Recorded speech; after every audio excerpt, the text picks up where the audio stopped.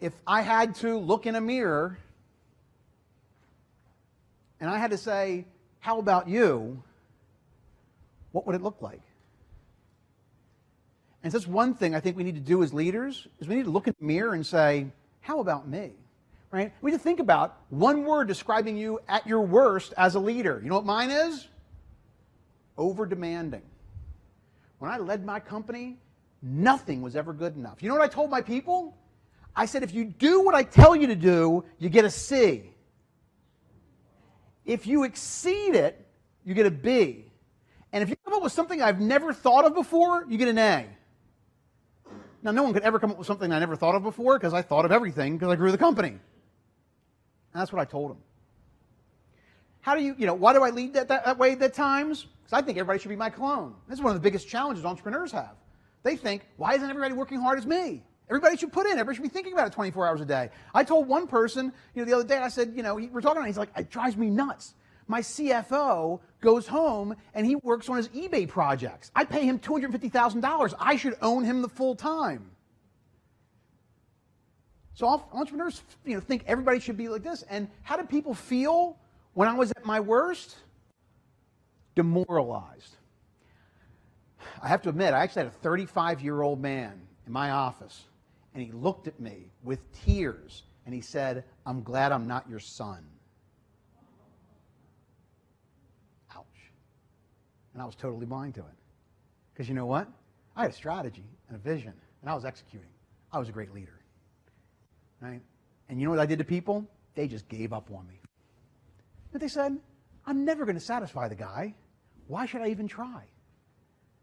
So when I had to look in the mirror, this is what it looked like. Now, I'm going to give you some good news. When I crossed that threshold, when I came home at night, I just shed all of that because I'm a great dad.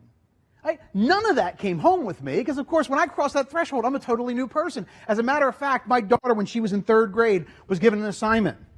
And what the assignment was given was, imagine you woke your parents up at 3 o'clock in the morning and you told them you had eaten 5 fried green worms. The book they were reading was called Fried Green Worms. Imagine you had eaten 5 and your tummy was upset. Right? I want you to imagine what your parents would say. Now, most of the people were putting pictures of their mother. The mother was, "It's okay, honey. I'll take care of you. You'll be better." I was fortunate because my daughter actually featured me, and here's how she featured me.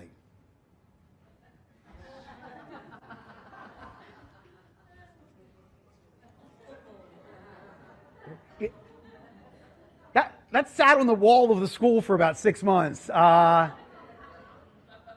She was in 3rd grade. I said, do you even know what a conference call is? She goes, I don't know, but you're on them all the time.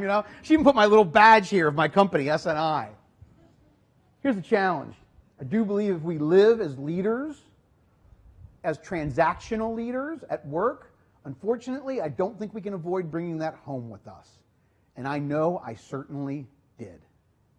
And this was a slap in the face. So, what then? How did I go from being such a difficult, horrible, make your employees cry person to the wonderful, loving person you see in front of you today? Well, I'll say this. Humility was the first step. That company I built, I was partners. I was a minority partner of the business. My partner told me when he turned 65, he would retire. I would buy the business. We had a contract. It was all written up. And when I came to him when he was 65, and I said, okay, time to go. I'm buying the business. And he said, no. What do you mean, no? He goes, no. So we have a contract. When you retire, I get the business. You're 65. He goes, my age isn't in writing. I'm not retiring. Now here's what's interesting. It's the 2 guys who wrote the book on negotiation, trying to negotiate with each other who's going to buy the business and how it's going to run. As the minority partner, I didn't do too well. I lost my business. He bought me out.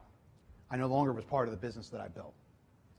Now, what I did, though, was my Jerry Maguire moment, right? I said, you want to get rid of me? I'll show you. Team, guys, come with me. Yeah!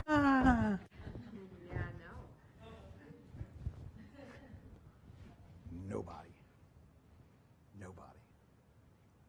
But I said, I'll get it, man. I started a company called PS Advisory, Professional Sales Advisory. I got it. And you've all heard of this company, right? No? Because it kind of went bankrupt a year later. Humility was my second step. And I will tell you this, humility was my third step. Here's my book, The Power of Nice. This is me, this is a book. Look, Mark Jankowski's name is on it. This is who I am, right? It's cool. Now, if you came to me and you said, oh, you wrote a book, I go, oh, it's really nothing. It's really not that difficult. I got an email from my former partner, an email that just said, Mark, we want to let you know, we edited the book and we rewrote some parts and we've taken your name off of the book. No more Mark Jankowski on the book I wrote. This was the greatest thing that ever happened to me. I went and met with him, and I begged him not to do it. I begged him not to take my name off the book. In tears, I begged him not to take the name off the book. And as I drove away, I had just the most amazing epiphany. I just said, you know what, Mark? Really? It's that important to you to just have this on the name? You wrote the book. That'll never go away. You did write it. So what? Your name was taken off. It's not who you were. But I realized something. My entire life, I had spent competing with people. That was my entire life, right? I was at, McDonough, a prep school in Baltimore. I went to Harvard University competing with people. I graduated high in my class. I went to UVA Law. I was on the law review. I started my own business. I was competing with people. I was a leader who actually competed all of the time. What did I fail to do? Right? I failed connection. And I dedicated myself that day to just spend time connecting with people. One of the reasons I'm here with you today is part of the idea of how do we get more people to focus on the connection part of leadership. I used to not be a hugger. Anybody here not a hugger? Yeah, I got a couple not huggers. Thank you. I appreciate that, right? I used to work with a company, and it was a company of huggers. It was young guys, and they were all huggers. And one guy came to me one time and said, Mark, I'm going to hug you. And I went, I don't like hugging. And he goes, that's why I warned you.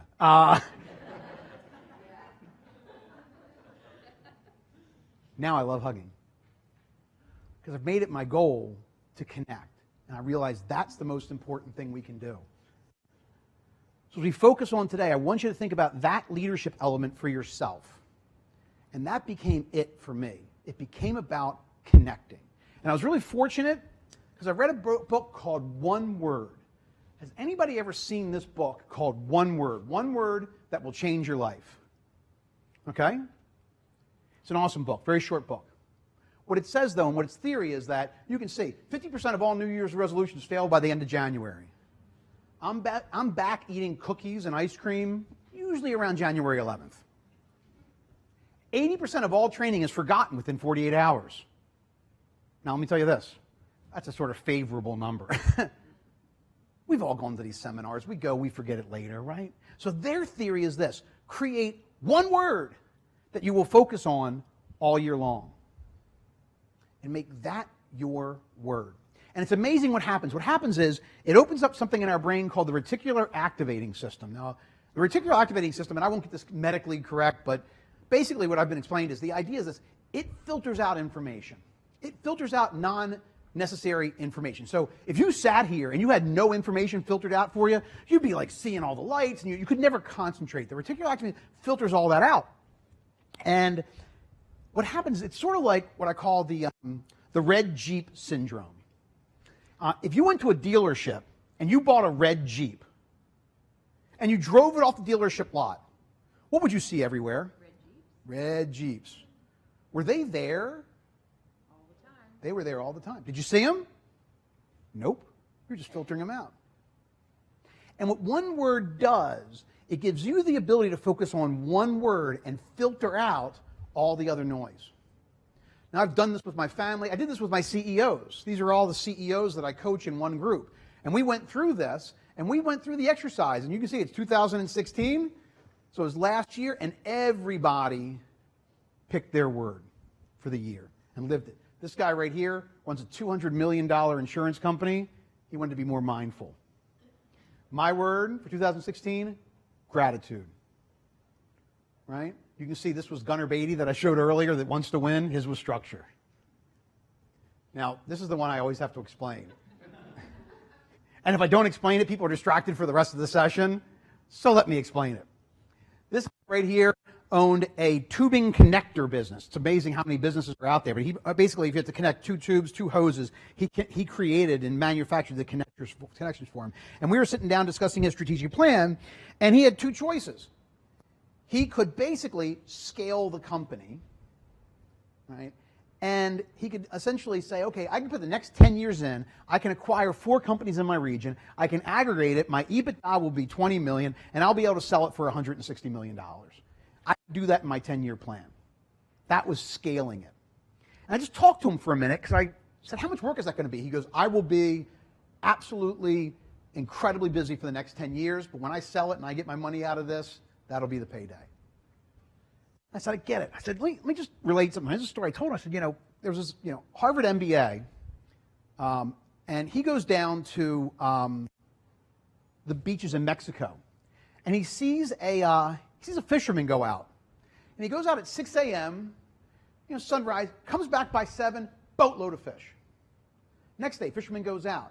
6 a.m., comes back 7, boatload of fish. Right? Harvard guy's watching. Next day, goes out, comes back, 7, boatload of fish. Finally, the Harvard guy goes up to him and goes, hey, let me ask you a question. Are there that many fish out there? Right? He goes, yeah. And he goes, well, what's going on? He goes, well, I go out and I fish. I come back at 7, I play with my family.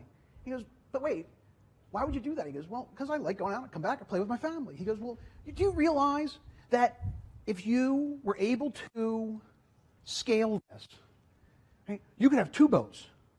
Well, what do I do then? He goes, well, then you could sort of build a cleaning group that comes in and they clean the fish. You don't have to pay for that anymore. You don't. He goes, what would I do then? He goes, well, then you could do a transportation company across the border. Now you could take that. Now you could integrate it completely. He said, what would I do then? He goes, well, then you could take it to Wall Street and sell it for millions of dollars. And he goes, what would I do then? He said, then you could sit on the beach all day and play with your kids. And he said, that's what I do now. And so really this guy had to make a decision. Did he want to put 10 years of scaling his business, or did he want to fish now? And what he chose to do was sell his business at that moment and actually become a salesperson for another business, because he realized he was giving up his whole life at home and he wanted to fish now and not wait for 10 years.